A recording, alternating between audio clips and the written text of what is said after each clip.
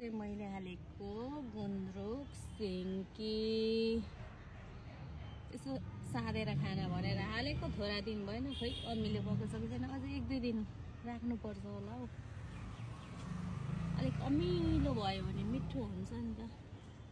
तपाईहरुलाई पनि मन पर्छ कि पर्दैन गुन्द्रुक सिन्की साँधेर खान फाइनली वेटिङ इज ओभर आज चाहिँ मैले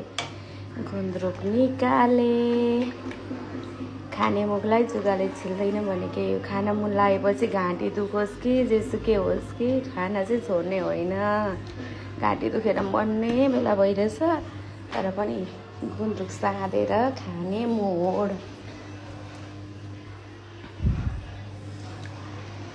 मेरो गुन्द्रुक सिन्की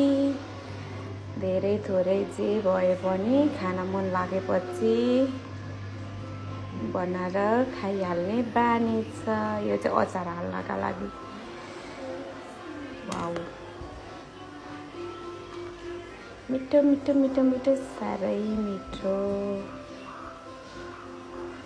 अब यति बाँकी छ यो चाहिँ पुरै खाने हो यो चाहिँ मैले जिरा खोर्सानी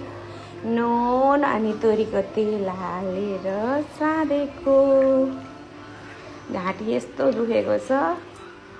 त्यही पनि अब खाना मन लागेपछि छोड्ने कुरा भएन तपाईहरुलाई पनि मन पर्छ कि मन पर्दैन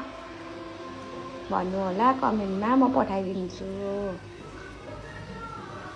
थ्यांक्स फर वाचिङ